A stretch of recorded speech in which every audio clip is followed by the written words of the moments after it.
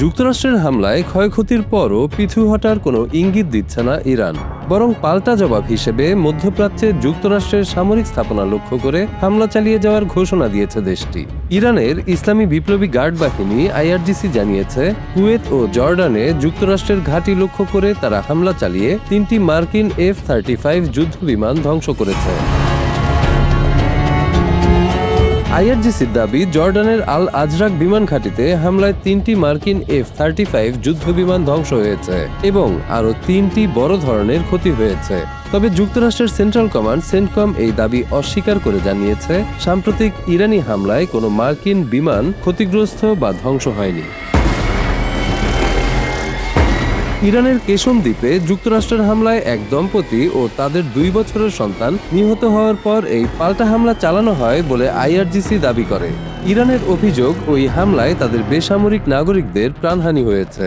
এছাড়া কিশ দ্বীপ, বুশেহর এবং খুজেস্তান প্রদেশের 4টি এলাকাতেও যুক্তরাষ্ট্রের হামলায় বিস্ফোরণের শব্দ শোনা গেছে বলে জানিয়েছে দেশটি। ইরানের পক্ষ থেকে বলা হয়েছে, জানজান প্রদেশে যুক্তরাষ্ট্রের ক্ষেপণাস্ত্র হামলায় আইআরজিসির 3 সদস্য নিহত হয়েছেন। অন্যদিকে কুয়েত জানিয়েছে, দেশটির উত্তরে একটি চীনা প্রতিষ্ঠানের ভবনে ইরানের হামলায় একজন কর্মী নিহত হয়েছেন। এই ঘটনায় মধ্যপ্রাচ্যের সংঘাতের বিস্তার নিয়ে নতুন উদ্বেগ তৈরি হয়েছে। ইরান বলছে, নিজেদের প্রতিক্রিয়া জানানোর অধিকার তারা ধরে রাখবে। বিশ্লেষকদের মতে, তেহরানের কৌশল হল একদিকে যুক্তরাষ্ট্রের সামরিক সক্ষমতাকে চ্যালেঞ্জ করা, অন্যদিকে আকাশ প্রতিরক্ষা ব্যবস্থা এড়িয়ে পাল্টা হামলার সক্ষমতা দেখানো। কুয়েত ও জর্ডানে সাম্প্রতিক হামলাগুলো আগের তুলনায় আরো ঘন ঘন ও প্রকাশ্য হয়ে উঠছে।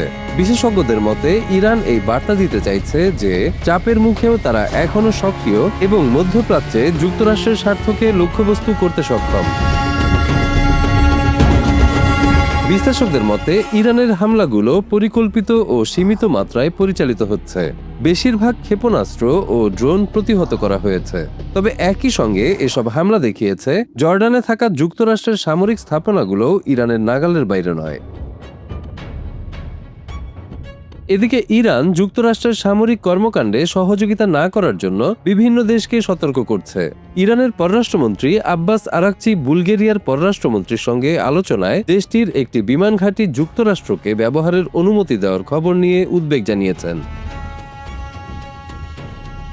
তেহরানের দাবি, বুলগেরিয়া জানিয়েছে তারা এই সংঘাতে অংশ নেবে না এবং কূটনীতি ও উত্তেজনা কমানোর পথকে সমর্থন করবে। একই সময়ে ইরান হরমুজ প্রণালী নিয়ে ওমানের কর্মকর্তাদের সঙ্গে আলোচনা চালিয়ে যাচ্ছে বলেও জানিয়েছে দেশটির পররাষ্ট্র মন্ত্রণালয়। অন্যদিকে ইরাকের সামরিক বাহিনী জানিয়েছে, সাম্প্রতিক হামলাগুলো ইরাকি ভূখণ্ড থেকে চালানো হয়েছে এমন কোনো প্রমাণ তারা পায়নি।